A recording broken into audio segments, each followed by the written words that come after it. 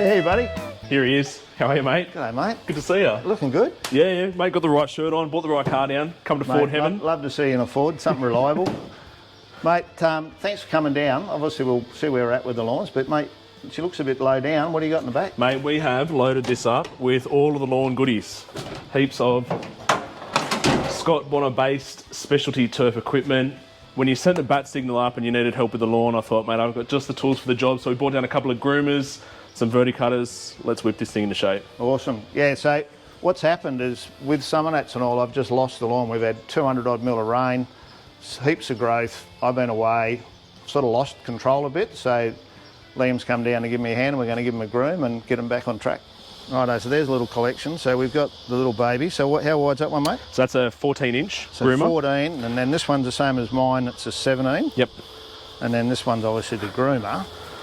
And then we'll get a bit more of a look at that one later. So people on the channel say I should get a bigger mower with the size of my lawn, but they don't see my back ones, which are smaller. So from the 17, you go up to what if you go in staying with a Rover?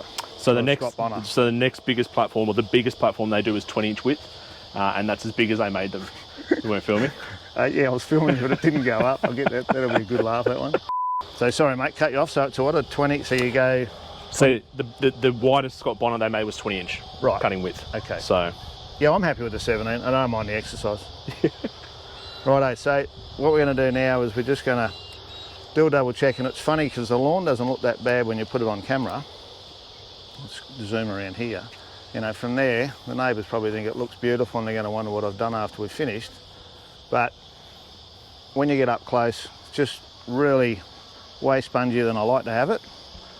And we're just going to try and get some of that dead stuff out from underneath and work towards being able to get back to my normal cutting height. So, mate, looks like a bit of grass is going to come off of there. Oh, absolutely. Yeah, no, I hope you're friendly with the neighbours, mate. You're going to need their bins. We've done that. We've got 3 to fill up, and we've got a trailer if that's not enough.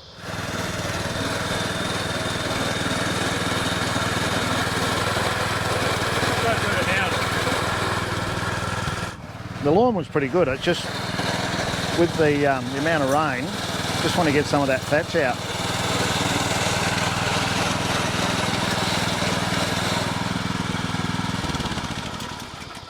What are you thinking height-wise?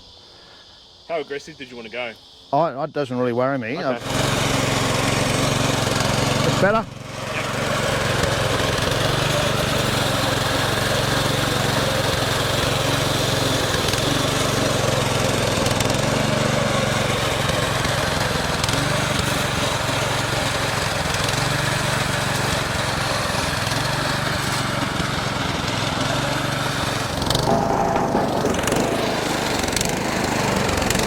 Set that one up now.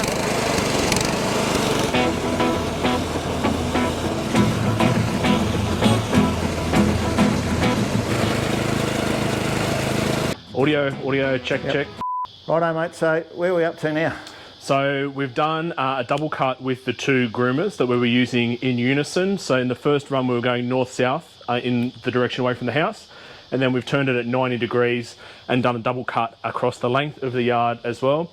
What that's going to do is it's going to tease the grass out of that pattern that Howard's mowed it into and dig out as much thatch as possible whilst not being incredibly invasive on the lawn. So you can still see, even though it's scalped, there's still plenty of green in places, which is what we're going to need for it to bounce back nice and quickly. Okay, so where it's half mown there, I've gone out and got my mower, and I've now cut that at the setting I was cutting it at after summer nap, which was up a little bit. So I'm going to keep doing that, and we're taking a bit more grass than we thought. So I've gone and pinched the neighbour's trailer, old Dave again, and just so far, this is what we've pulled off it.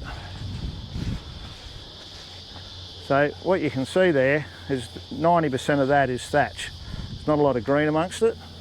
So we're actually taking out all that dead grass from underneath. So that's pretty much a wrap for the front. So I'll pass over to Liam, let him give you a bit of a rundown on where we're at, and head out the back.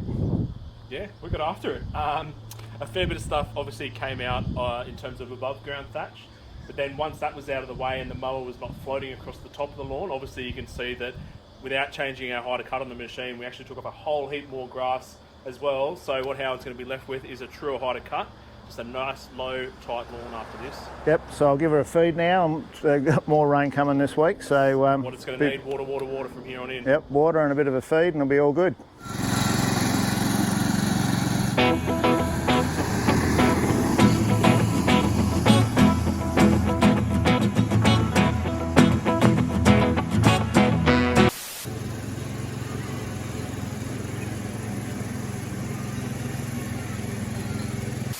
Just enough time to get a quick mow in before we run out of light and before we run into the rain, because look what's coming.